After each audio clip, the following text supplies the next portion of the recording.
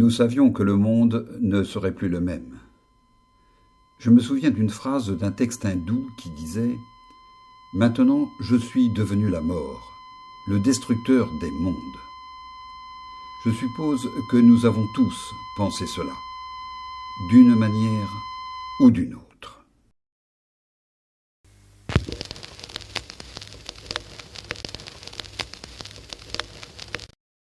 Nous aborderons aujourd'hui les problèmes thermonucléaires, Monsieur Oppenheimer. Bien. Je lis dans la lettre de la Commission de l'énergie atomique, page 6.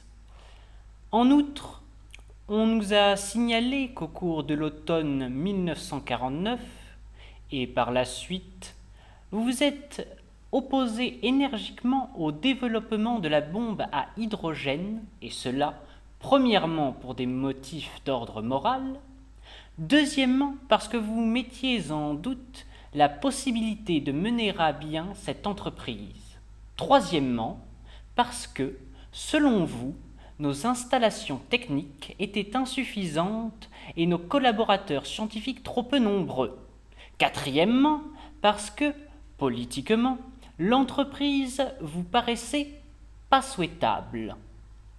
Vos restrictions étaient-elles fondées ? En partie, si l'on tient compte de la situation particulière de l'automne 1949 et d'un programme technique déterminé. Pourriez-vous cerner d'un peu plus près la réalité ? Je m'en suis expliqué dans ma réponse à la commission. Il faut que nous tirions cela au clair. On peut essayer. J'ai sous les yeux un rapport du conseil scientifique que vous avez présidé. Il date du mois d'octobre 1949.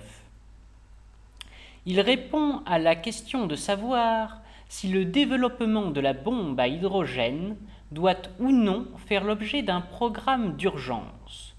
Vous souvenez-vous de ce rapport ? C'est moi qui l'ai rédigé. Il reflète l'opinion de la majorité. Voulez-vous donner lecture du passage qui nous intéresse, Monsieur Rolander ? La puissance destructive de cette arme est sans limite. Son existence constitue donc une menace pour l'humanité tout entière. Aussi, nous considérons, en vertu de principes moraux, que ce serait une grave erreur d'entreprendre le développement d'une telle arme. C'est le rapport de la minorité, rédigé par Fermi et Rabi. En effet. Dans le rapport de la majorité, je lis. Nous espérons tous que l'on pourra enrayer le développement de cette arme.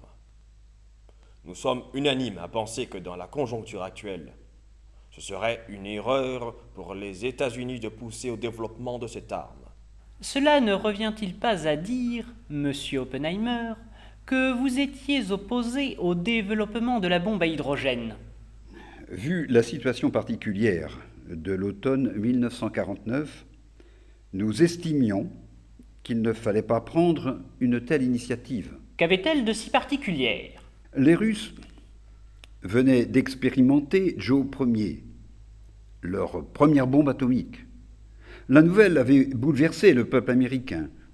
Nous n'étions plus les seuls à posséder la bombe atomique. La première réaction des Américains, vous la connaissez. Il fallait, au plus vite, acquérir le monopole de la bombe à hydrogène. N'était-ce pas une réaction tout à fait naturelle ? Naturelle peut-être, mais certainement déraisonnable. Car les Russes, de leur côté, se sont mis à fabriquer la bombe à hydrogène. N'étions-nous pas, techniquement, dans une meilleure position qu'eux ? Peut-être. Mais en Russie, il n'y a que deux objectifs intéressants pour une attaque au moyen de la bombe à hydrogène. Moscou et Leningrad. Chez nous, il y en a plus de 50. Raison de plus pour les devancer, non ? Dans une guerre totale, la prochaine. Il n'y aurait ni vainqueur, ni vaincu, mais de part et d'autre des États anéantis. Devant cette perspective d'apocalypse, il m'a semblé que le plus urgent était de parvenir à un accord international qui mette hors la loi cette arme effroyable. Un accord international sans contrôle ? Vous étiez, monsieur Oppenheimer, le conseiller scientifique de notre gouvernement lorsque, en 1946, monsieur Gromyko a déclaré à Genève qu'il ne pourrait donner son accord à aucun contrôle, quel qu'il fût. Or, à ce moment, nous possédions encore le monopole de la bombe atomique. Oui. L'attitude des Russes m'a fort déprimé. Pourquoi les Russes auraient-ils été plus conciliants en 1949 ? Il y avait ceci de nouveau.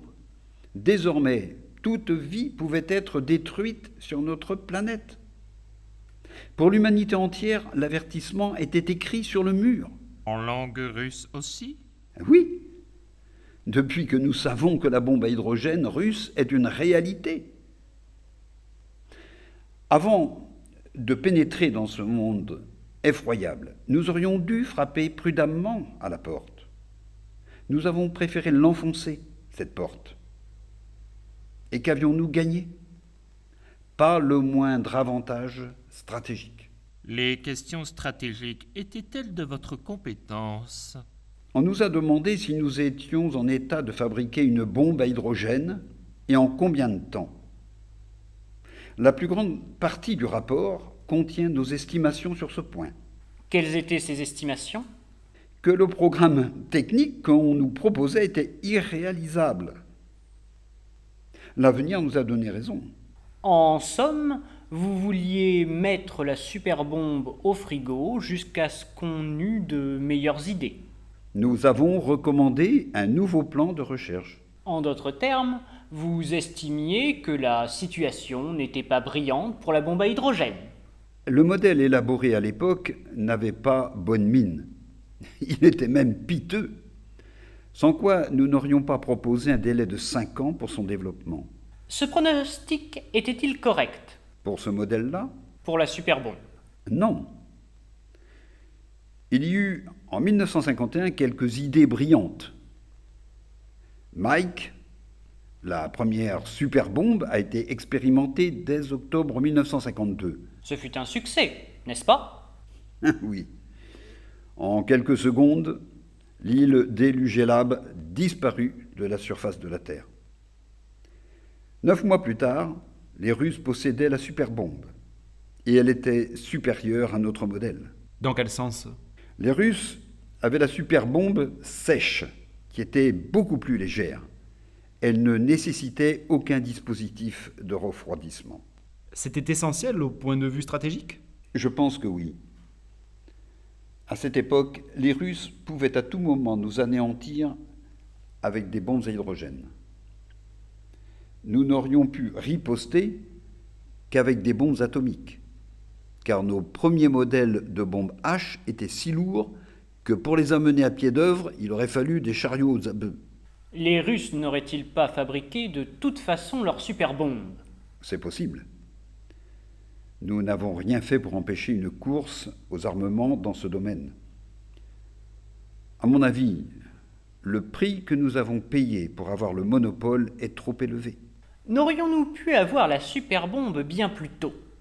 Quel gain de prestige si le programme avait démarré dès 1945 ! Les conditions n'étaient pas réunies pour démarrer en 1945. Dès 1942, vous songiez à créer une bombe thermonucléaire. Si nous l'avions pu, nous l'aurions fabriquée. Nous aurions fabriqué n'importe quelle arme. La bombe thermonucléaire dont nous parlons est 10 000 fois plus puissante qu'une bombe atomique normale, n'est-ce pas ? Plus ou moins. En tout cas, très puissante. Je n'exagère pas en disant 10 000 fois plus puissante. Il n'y a pas de limite naturelle à sa puissance. D'après nos calculs, la zone mortelle d'un modèle moyen a un diamètre de 580 km. Des scrupules moraux vous auraient-ils empêché, à l'époque, de développer cette arme ? En 1942 ? Non. Les scrupules sont venus plus tard. À quel moment avez-vous eu des scrupules moraux ? Scrupules moraux ne me plaît pas. D'accord. Quand vos premiers scrupules sont-ils apparus ? Quand j'ai compris que les armes terribles dont nous poussions le développement seraient effectivement employés. Après Hiroshima. Oui, Vous avez confirmé ici que malgré vos scrupules, vous avez aidé à sélectionner les objectifs, n'est-ce pas? oui. Mais j'ai ajouté que la décision de lancer la bombe ne nous incombait pas. Je n'ai jamais prétendu cela. Vous avez seulement sélectionné les objectifs, et après la destruction d'Hiroshima, vous avez ressenti de grands scrupules. Est-ce exact? Oui, de terribles scrupules. Et je n'étais pas le seul. Ne sont-ce pas plutôt vos scrupules qui, en 1945, vous empêchèrent de collaborer à un programme accéléré? Non. Lorsqu'en 1951 la superbombe nous parut réalisable, nous fûmes aussitôt fascinés par les perspectives merveilleuses qui s'ouvraient sur le plan scientifique. Aussi l'avons-nous fabriquée en peu de temps et en étouffant nos scrupules. C'est un fait. Je ne dis pas que ce fut un bien. Avez-vous personnellement travaillé à la bombe à hydrogène? Pas aux travaux pratiques. De quelle manière alors? En donnant des conseils. Un exemple? En 1951, j'ai convoqué les physiciens dirigeants à une conférence qui fut très fructueuse. Beaucoup d'entre eux sont retournés à Los Alamos pleins d'enthousiasme. D'où venaient les idées géniales? De Taylor, en particulier, les machines à calculer de Neumann ont elles aussi joué un rôle. Il y eut également des contributions de Bethe et de Fermi. Êtes-vous retourné à Los Alamos? Non, Pourquoi pas? j'avais d'autres tâches. Mon apport scientifique dans le domaine thermonucléaire était peu important. J'ai sous les yeux un brevet d'invention relatif à la bombe thermonucléaire que vous avez déposé en 1944. Avec Teller. Oui, le brevet date de 1946. Mais c'était une affaire sans importance. Je l'avais totalement oublié. Est-il exact que vous ayez décliné l'invitation de Taylor à vous rendre à Los Alamos sous prétexte que, dans la question de la bombe à hydrogène, vous vouliez rester neutre? C'est possible. Que vous désiriez rester neutre? Il est possible que j'ai dit quelque chose de ce genre. À un moment donné, Teller voulait à tout prix accélérer la réalisation du superprogramme. Personnellement, je voulais, avant de m'engager, voir le pour et le contre, jusqu'au moment où le président Truman recommanda le programme d'urgence.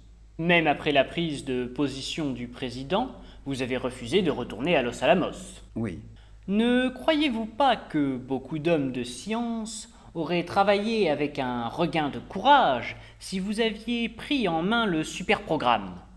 c'est possible. Mais je n'ai pas considéré cela comme indiqué. Même après la décision du président? Je n'ai pas considéré comme indiqué de prendre la responsabilité du programme. Je n'étais pas l'homme qu'il fallait. Ce n'est pas cela que je vous ai demandé. Je pense que si. Même après la décision du président, il vous semblait peu indiqué de fabriquer la bombe à hydrogène. J'ai continué de la considérer comme une arme misérable. Mais j'ai soutenu le programme d'urgence. Comment? Par des conseils, Et de quelle autre manière encore? j'ai recommandé à Teller certains de mes élèves, les plus doués. Leur avez-vous parlé? Avez-vous pu leur inspirer un certain enthousiasme pour le programme? C'est Teller qui leur a parlé. Je ne sais s'il a réussi à leur inspirer de l'enthousiasme. N'avez-vous pas dit, monsieur Oppenheimer, qu'en 1951, vous étiez séduit par le programme? J'étais séduit par les perspectives scientifiques qu'il ouvrait. Mais la bombe thermonucléaire, elle-même, vous paraissait une chose horrible. Est-ce bien cela? Je crois. Oui. Est-ce la faute des physiciens si les idées géniales se transforment toujours en bombes? En attendant, ces choses peuvent séduire en nous le démon scientifique, bien que, sur le plan humain, elles nous paraissent effroyables. Cela m'étonne de vous, monsieur Oppenheimer. Ne pensez-vous pas, monsieur, que cette attitude reflète ce que j'appellerais une loyauté partagée? Partagées comment? Loyauté envers son gouvernement, d'une part, loyauté envers l'humanité, d'autre part. Laissez-moi réfléchir. Voici comment je vois la question. Les gouvernements ne sont pas capables d'assumer tout le poids des conquêtes nouvelles de la science. D'où ce conflit de loyauté pour le savant. La bombe H vous a donc mis devant un tel conflit. Comment vous vous en êtes tiré? Tout ce que je puis vous dire, c'est que je n'ai pas trahi mon gouvernement, tout en gardant mes inquiétudes et mes scrupules, et sans prétendre que cela était juste. Qu'il était juste d'accorder au gouvernement américain un loyalisme sans condition? Oui, j'y ai beaucoup réfléchi. Quoi qu'il en soit, j'ai toujours agi comme s'il en était ainsi. Cela concerne-t-il également le superprogramme? Oui, Vous prétendez l'avoir soutenu après la prise de position du président. oui, et malgré mes doutes. Monsieur Hollander, auriez-vous l'obligeance de nous lire le texte de l'interview télévisée du professeur Oppenheimer? Je cite: L'histoire des siècles passés rapporte l'extermination de tribus, de races, de peuples isolés. À présent, c'est l'humanité tout entière qui peut être anéantie par l'homme. Lorsqu'on analyse les faits de façon rationnelle, il apparaît que notre unique chance de salut est dans la coexistence. La perspective d'une apocalypse est devenue une réalité de notre vie. Nous le savons, mais nous nous cuirassons contre cette certitude qui nous semble lointaine. Nous croyons qu'il est encore temps.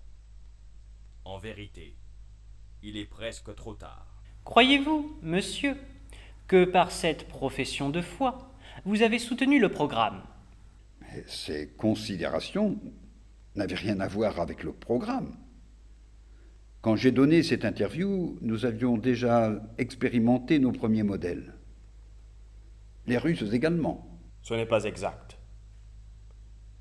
Cette interview date d'avant les élections présidentielles de 1952, alors que nous détenions toujours le monopole de la bombe. La guerre de Corée avait pris fin et nos bases d'Asie paraissaient menacées. Était-ce à ce moment-là? Oui. C'était l'époque où pas mal de gens songeaient sérieusement à une guerre préventive. N'en avez-vous pas discuté vous-même? Nous avons été chargés d'une expertise technique. Notre avis fut négatif. Un problème de conscience, monsieur Oppenheimer.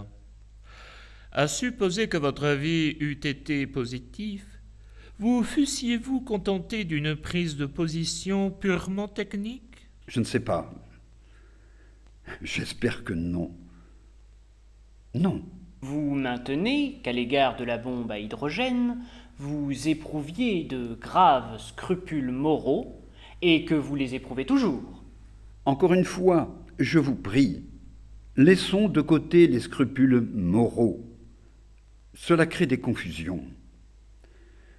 J'ai éprouvé, et j'éprouve toujours de graves scrupules à l'idée que cette arme terrible pourrait être employée. Et c'est la raison pour laquelle vous étiez adversaire du développement de la superbombe.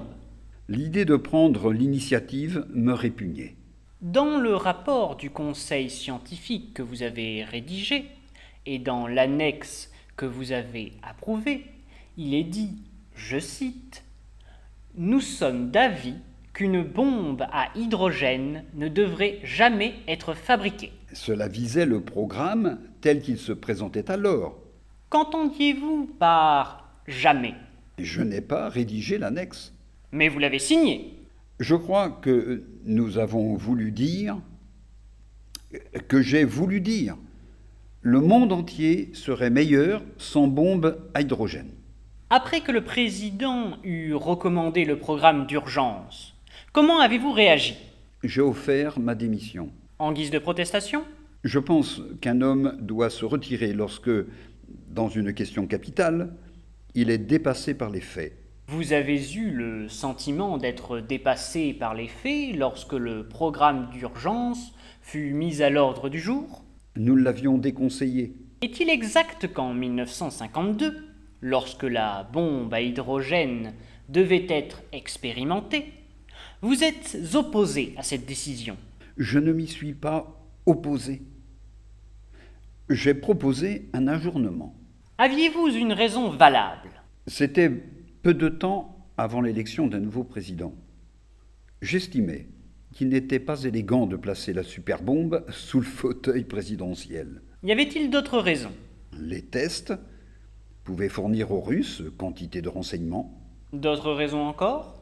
Notre espoir de négociation sur le désarmement, et en particulier sur un arrêt des essais nucléaires, risquait d'être enterré définitivement.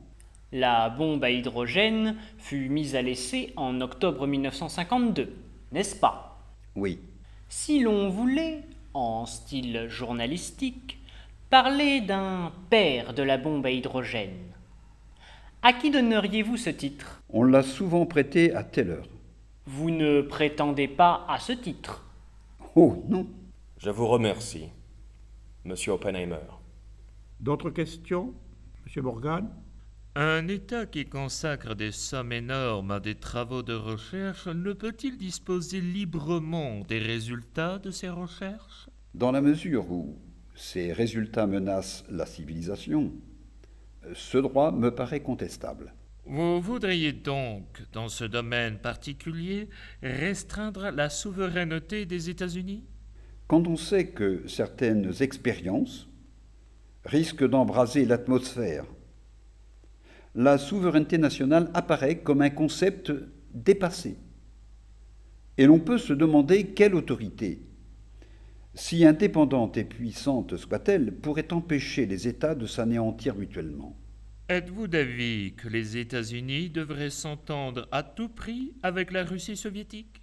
Notre adversaire, fût-il le diable, il faudrait chercher à s'entendre avec lui. Entre la conversation de la vie et la conversation d'une existence digne d'être vécue, voyez-vous une grande différence? Oui, énorme. J'ai la conviction que c'est l'esprit qui triomphera. Je reviens à vos scrupules moraux. À quel moment vous êtes-vous senti partagé, pour la première fois, entre le plaisir scientifique de la recherche et l'effroi de la découverte? Lorsque fut mise à feu la première bombe atomique dans le désert d'Alamogordo, Qu'avez-vous éprouvé à cet instant-là? en voyant la boule de feu, je me suis souvenu de deux textes anciens. L'un, si la lumière de 1000 soleils éclatait dans le ciel au même instant, ce serait comme cette glorieuse splendeur. L'autre, je suis la mort qui ravit tout, celle qui ébranle les mondes. À quel signe reconnaissez-vous généralement qu'une idée nouvelle est vraiment capitale? Quand je suis saisi par un sentiment de profond effroi. Plus d'autres questions à poser? Je voudrais remercier Monsieur Oppenheimer de son extrême patience.